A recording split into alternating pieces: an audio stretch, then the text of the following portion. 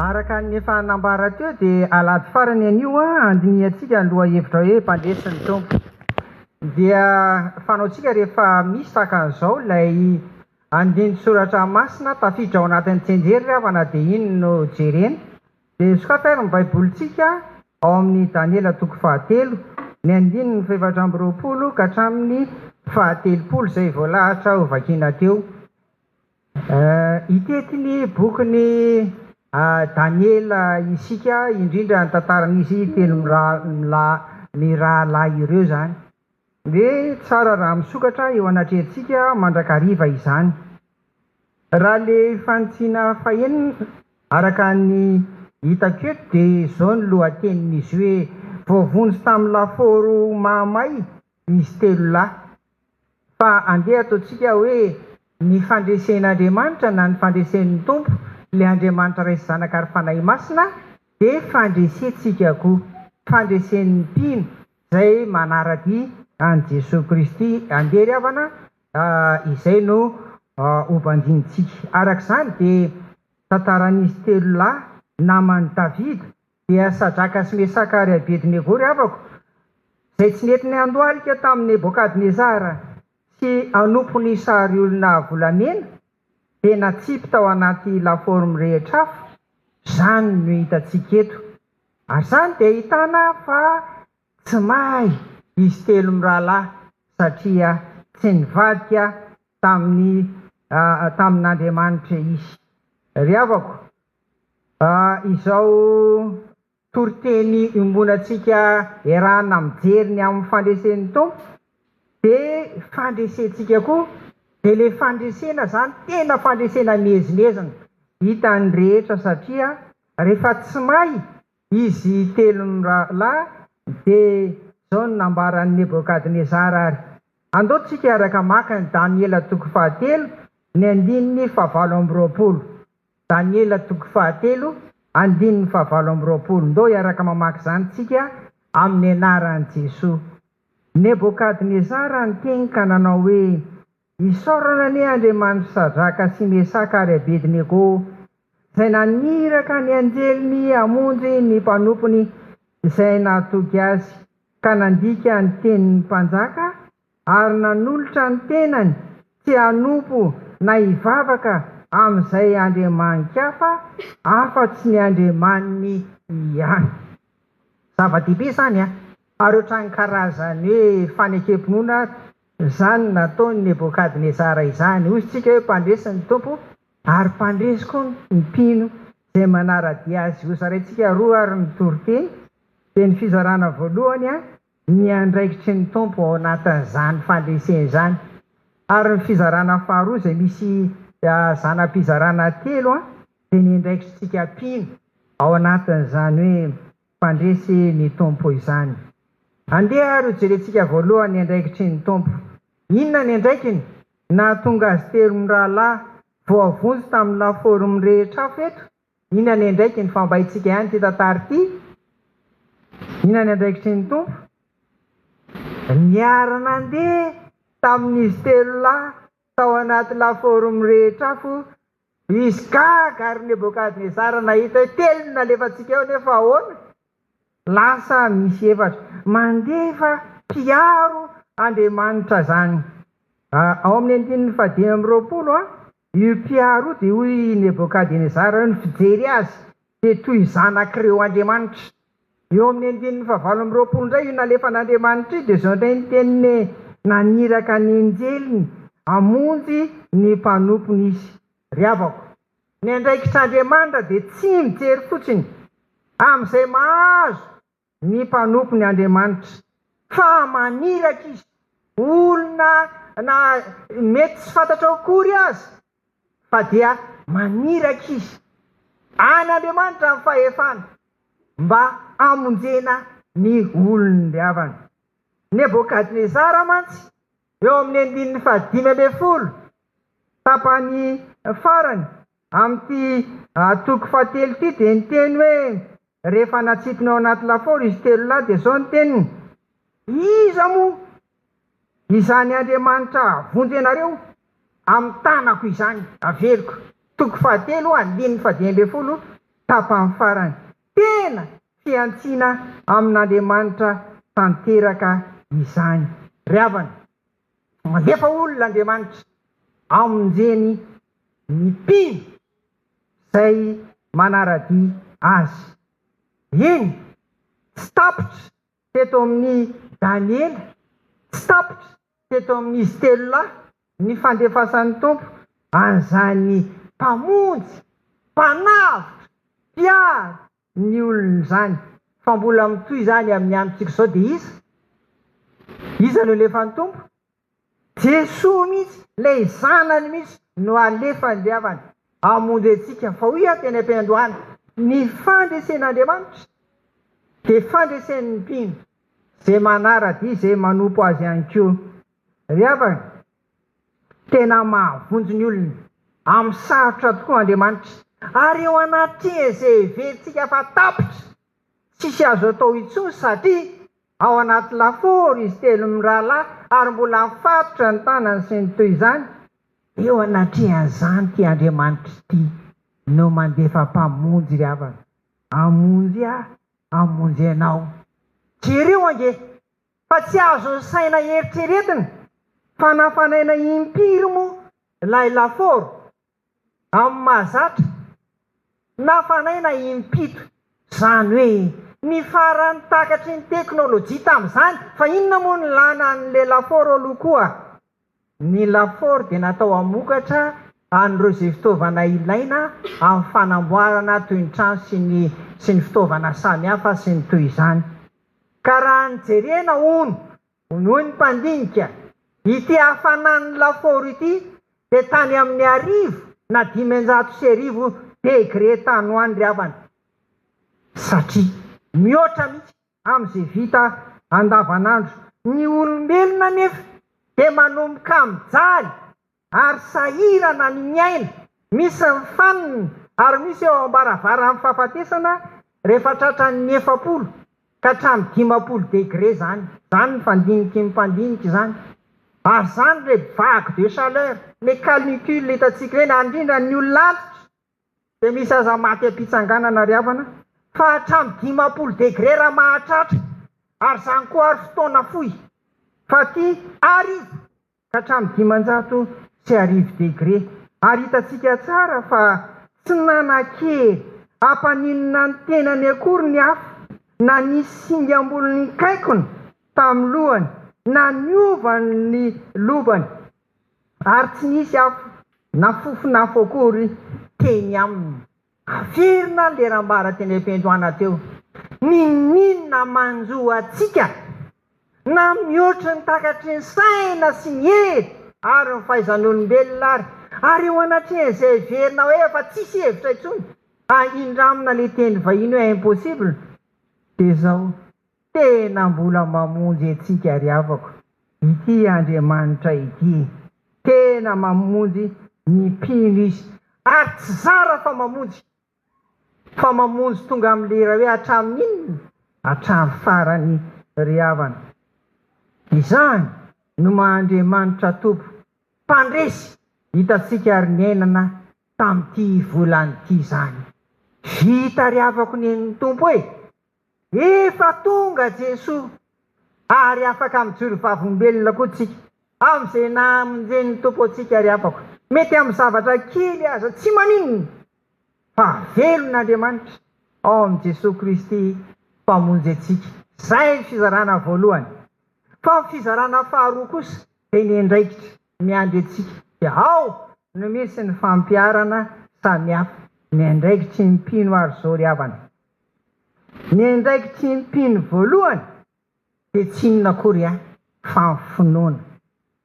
Rehefa hoe natsipy tao anaty laforo izy telo lahy, dia hoy Nebokadnezara, indro hoy izy telo lahy azafady, indro Andriamanitra izay tomponay dia mahavonjy anay amin'ny laforo misy afo mirehitra, sady hamonjy anay amin'ny tananao ry mpanjako.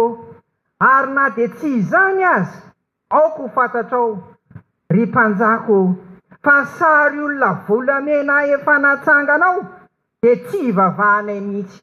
Daniela toko 7, 7 sy ny 9 misy an'izany.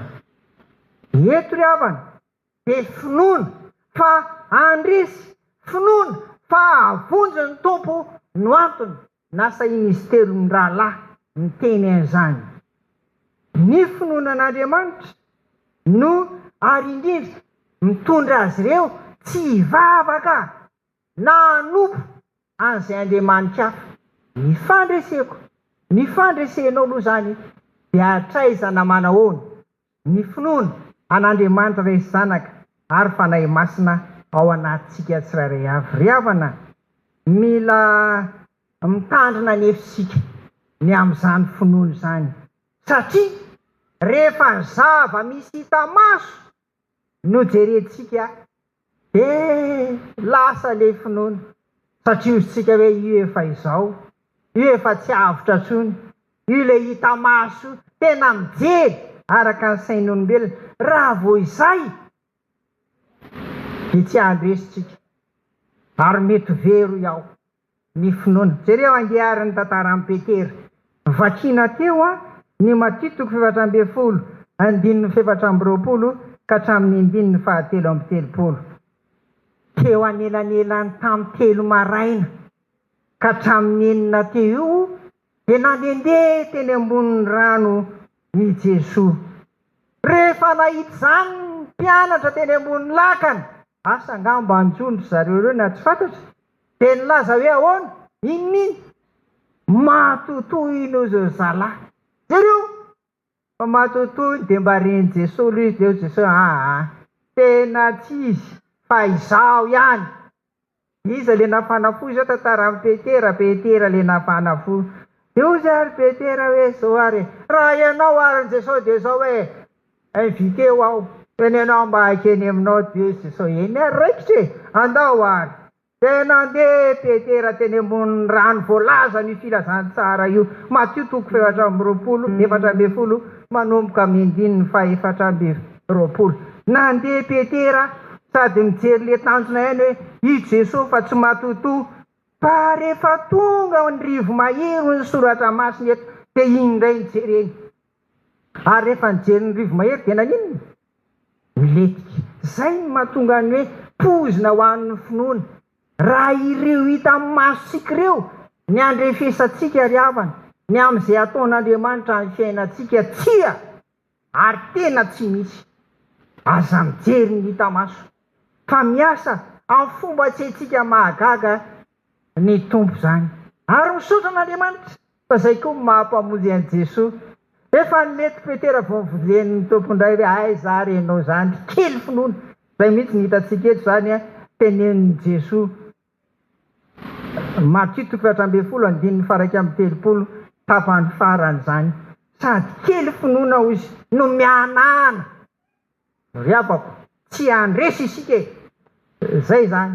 Raha toa ka kely finoana, na mety lasa mihitsy finoana noho ny fahitana andro zava misy eto ambany maso mihitsy. Jerenako mety tsisy vola miditra, jerenako mety nitsabona tao tsy niova ihany, jerenako ohatra nefa ahoana ihany ary ty, aiza tsiky ty, sy ny sisa. Raha vo izany dia tsy andresy ry havana. Fa iza ny mpanjininy? Jesoa ny jerena. Ny azo fijaliana teo ny tompo ny maty, Jesoa ny jerena. Zay ny asan'ny finoana. Fa rehefa zay miletika ianao ary mety tsy ho avotra tsony ny andron'ny famindrampon'ny tompo hamonjy ry havana. Ndraiky tsy mipino voalohany dia finoana tsy misalasala ry havana. Ary dia tahaka izany koa isika, misaotra ny tompo anio fa alado iaho hitondrana mibavaka ny hipevitra raha. Maro ny sedrain'ny vingonana ary efa hamarana ny andraiky ny tao anatin'izay efa ataon'izay. Fa matoa tsika nijoro tahaka izao koa dia nisy andreo mpihevitra raha izay diakona miaraka amin'ny solotena ny sampany, nofidiana hiaraka hitantana ny fiangonana, hitondra ny fiangonana miaraka amin'ny mpitandrina ry havana. Misaotra ny tompo tamin'ireo izay fanapahan-kevitra rehetra ny raisitsika. Teo amin'izay entina mampandroso ny asan'Andriamanitra fa nataontsika rehetra tamin'ny finoana ireny, voninahitra ho an'Andriamanitra ho ao, satria matoto izao tsika dia niasa tao anatin'ny finoana ary dia mbola ho toizantsika hatrany izany ry havana. Finoana sy mianana. Zany no resantsika ny fanapahan-kevitra rehetra hitondrana ny fiangonana. Miaraka mibantsina an' Jesosy isika, lay loha amin'ny fiangonana, amin'ny fiainantsika rehetra. Dia isika rehetrarehetra ry havana, indrindra amin'ny mpandray fanasan'ny tompo izay manapaka ny amin'ny fitondram-piangonana ihany koa, miara mijery an'i Jesosy isika mba hitondra ho amin'ny fandresen'ny tompo, ary dia fandresentsika koa. Ary sa dia mino fa izao fandehanantsika lahy dia riva miara-mikopakopaka ireo nareo mafana be zao daholo, dia efa fandresen'ny finoana ry havana, voninahitra ho an'Andriamanitra ny amin'izany. Izay ny voalohany. Ny andraikitra miandry antsika mpino. Faharoa indray kosa dia izao, mahatoky ny tompo. Hitantsika eto amin'ny tenin'ny Nebokadnezara izany. Fa rehefa tsy mahay izy telo lahy, dia io Nebokadnezara eo amin'ny 720. Anisan'ny vakiana tamintsika teo. Isaorana ny Andriamanitra sy Sadraka, sy Mesaka, sy Abednego, izay naniraka ny anjeliny hamonjy ny mpanompony izay nahatoky azy. Nebokadnezara mihitsy ny teny, izay nahatoky azy, ka nandika ny tenin'ny mpanjaka ary nanolotra ny tenany tsy hanompo na hivavaka amin'izay andriaman-kafa afa-tsy ny andriamaniny ihany. Tsara mamerina foana an'izany indrindra soratra masina izany ry havana. Fa ny fahatokiana ao anatsika dia andresena koa ny sarotra renanana fahasahiny izany. Fahatokiana an'Andriamanitra ry havako. Ny hoe mahatoky ny tompo dia izao ny dikany. Teboka anankiroa. Voalohany, fiankinana amin'ny tanteraka. Izay no atao hoe mahatoky, miankina amin'ny tompo izany, satria azo hiankinana izy, azo hianteherana izy. Izay ilay mahatoky voalohany. Ary mahatoky faharoa koa izany dia izao, tsy mivadika amin'ny tompo na amin'ny fotoana sarotra azy tahaka izao. Sa nandà tsy hanaraka ny sitrapon'olombelona izy telo ny rahalahy, fa ny antoka isiny dia ny hanaraka ny sitrapon'Andriamanitra irery ihany. Endriky ny fahatokiana ny tompo ry havana, ny tsy hanompoana na tsy hivavahana amin'Andriamanikafa. Dia jereo ange fa mifamatotra zany ny finoana sy ny fahatokiana ny tompo, ary zany ny mira mitondra antsika amin'ny fandresena. Mbola misy iray fahatelo rehefa avy eo. Ny fahatokiana ny tompo ary no jeren'Andriamanitra koa aty anatintsika miaraka amin'ny finoana ry havana. Ary izay no andefasan'ilay mpanompony dia Jesosy tena azotsika hitokiana koa izy ry havana. Zany rehetra izany matoa ataon'Andriamanitra ho atsika, fa azo atao mihitsy ny mivavaka. Engany tsisy Nebokadnezara, azo atao mihitsy mivavaka. Engany tsisy ny tafidrivotra sy ny sisa tamin'ilay nitsangatsangana teo, tsisy ny matoto. Tena azo atao izany. Fa izao ataon'Andriamanitra misy ireny mba hijereny koa ny finoantsika azy, mba hijereny koa ny fatokintsika azy tsirairay avy ry havana. Koa raha toa fiainantsika mbola misy atao araka ny nambarako teo hoe mbola mety ho sanatria azy resin'ny Nebokadnezara, nanaletiky ny ranomasina dia izao ihany. Refeso tsara ary dia fataro tsara eo anatrehan'ny tompo. Manahoana ny fiainanao amin'ny finoana, manahoana ny fiainanao ny fahatokiana ny tompo ry havana. Fa zany no mitondra ho an'ny fandresena hitantsika eto. Fahatelo sady farany ary, finoana ho iaho teo miampy fahatokiana, dia inona koa ny andraikitsika mpino fahatelo. Ity dia nitakarina avy amin'ny Apokalipsy 2 ka ny 4:20 ka hatramin'ny 7:20. Inona izany? Tsy misy maromaro tsy iraisana amin'izay tsy mifanaraka amin'ny sitrapon'Andriamanitra velika. Tsy misy maromaro tsy iraisana amin'izay tsy araka ny sitrapon'Andriamanitra. Ny tantaran'ny fiangonana tany Tiatira no hitantsika eto. Na dia nideraina azy izy ireo noho ny fitiavany, noho ny finoana, ary ny amin'ny fitombon'ny fiangonana tao Tiatira, dia voaheloka izy ireo. Fa misy mandefitra amin'ny Jezebela. Izy ty Jezebela ty mpaminany vavy izy io. Izy dia manao fampianaran-diso tafiditra tao amin'ny fiangonana tao a Tiatira. Ny fampianaran-diso dia mitaona ny olona azo hijangajanga, hitaona ny olona azo ampirafy an'Andriamanitra, hivavaka amin'ny sambo samihafa sady mitoetra ihany koa ao anatin'ny fiangonana. Dia teo no nitenenan'ny Tompo ny amin'ity fiangonana ity, tena tsy izy kosa zany, tena tsy izy zany. Jezebela dia sarin'ny ratsy, sarin'ny fampotsampy, sarin'ny fahalovana, sarin'ny izay tenenina rehetra tsy araka ny silapon'Andriamanitra tafiditra ao amin'ny fiangonana ry havana. Ary zany no mandavo maharesy ny mpino tsirairay avy ao amin'ny fiangonana ka resy izy amin'ny fiainany rehetra. Ny Tompo eto dia miteny fa tsy azo andeferana zany, tsy azo anaovana marimaritra iraisana zany, tsy azo anaovana fanapahan-kevitra ka hanangana tanany maro anisy zany. Tsy azo atao zany, fa tsy mahazo mandoaly amin'ny Jezebela koa endriky ny ratsy tafiditra ao amin'ny fiangonana, ny fiangonana ry havana. Dia mbola misaotra hatrany ny Tompo isika fa isaorana ireo hevitra raha marobe hoy ao dia konona solo-tenan'ny sampana miaraka amin'ny mpitandrina ry havana. Matoatsika miara-miadiny amin'izany ary matoatsika mijoro tahaka izao dia mampahery antsika tsirairay avy ry havana. Fa io ady io dia mandra-piavy ny Tompo zany, ary io dia hitantsika amin'ny fiainana andavanandro. Mety tsy tafiditra atao am-piangonana zany endriky Jezebely zany, fa mety any amin'ny toeram-piasana, mety tafatsofoka ny tokantranontsika, mety any amin'ny fiarahamonina misy atsika tsirairay avy, andresy andavo atsika tsirairay avy ry havana.